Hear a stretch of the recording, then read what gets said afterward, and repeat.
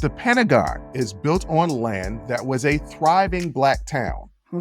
That land was confiscated by eminent domain. It was a thriving Black town that had its own schools and churches and shops. If you really believed that enslaved people were not capable of living outside of enslavement, that they needed enslavement because they couldn't do anything on their own, they can't read, they can't write, they can't do anything, why are you making laws to prohibit us from reading and writing?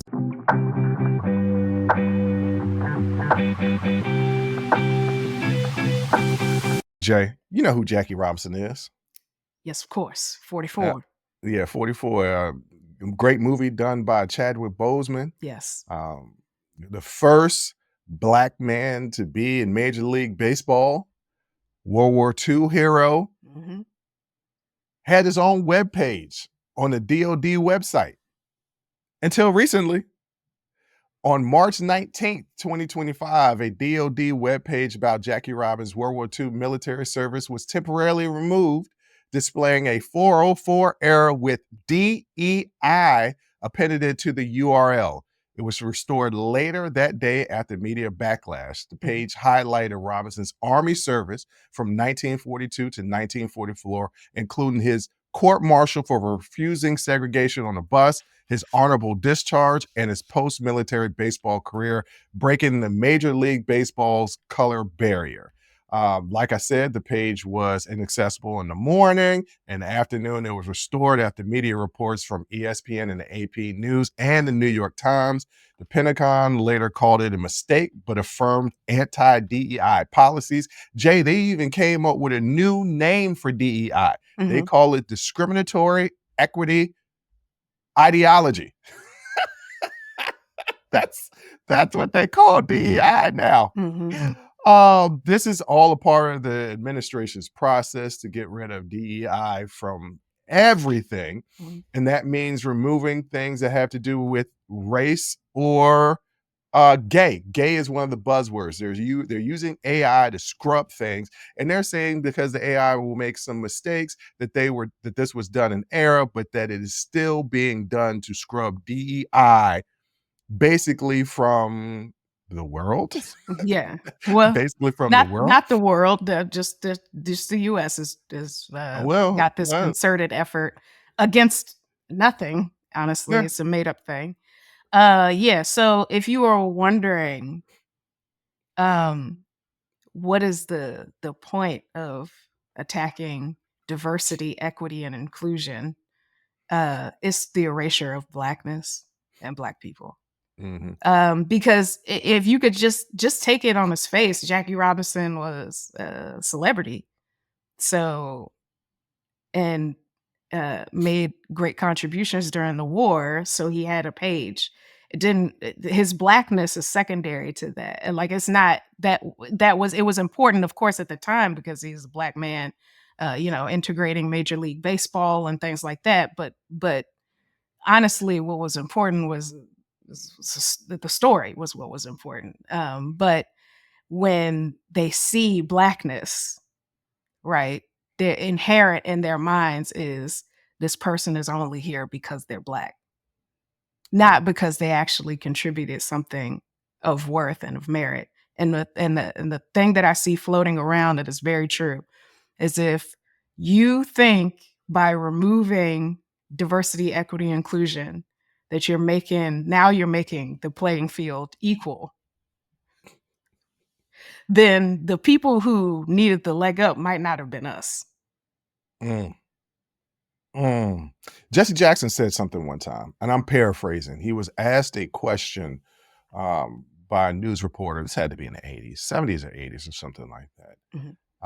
And he was asked a question of why is it that Black people in athletics excel so well? Is it something that's in our DNA or predetermined in us or physicality or anything like that? And he said, are we just more athletic somehow? Are we just more athletic somehow? And he is just like, no, that's the only place where the rules are set in stone. And they're public.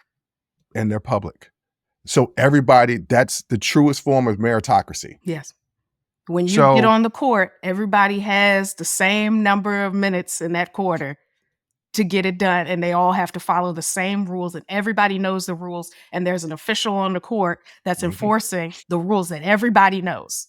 It is equal. It is equal. Yes. And we excel. Why is it that when we are given a chance, if the foot is removed from our neck just a little bit, just a little bit, we excel? After slavery, when we were freed, there are thriving towns, Black towns all over. I just learned this. This year, in 2025, we are in March. I just learned this within the last 6-8 weeks, that the Pentagon, where I live not more than 3 miles away from, that the Pentagon is built on land that was a thriving Black town. I did not know that. I just found this out, that Arlington, Virginia, that land was confiscated by eminent domain. And it was before that, it was a thriving Black town that had its own schools and churches and shops and stores. And there are numerous cases throughout this country where just the foot off our neck a little bit, the foot is still on the neck, but the pressure just ain't as tight. We excel. Why is it that within 40 years of the civil rights movement, we get a Black president? I'll tell you why. Because we're just as good as everybody else. And the thing is, they know that. Because if you really believed that enslaved people were not capable of living outside of enslavement, that they needed enslavement because they couldn't do anything on their own, they can't read, they can't write, they can't do anything, why are you making laws to prohibit us from reading and writing? If we're so unclean, unkempt, all these things, why are we cleaning your homes and taking care of your children? If we're degenerates, why are we caring for your children? Why are we raising your children? Why are we taking care of every facet of your life? If we don't do it, because they know exactly who we are and what we're capable of, and they've always known. And this is the point of all of this, is they have to keep the foot on our neck. They have to, if they're going to maintain power. Or white supremacy. And I want to examine that word, supremacy. Supreme is supposed to be the best, correct? Yes. Okay. If you are the best, if you are adhering to the fact that you are supreme, why do you need to make laws and rules to hold other people back? If the cream rises to the top, then you don't need to do that.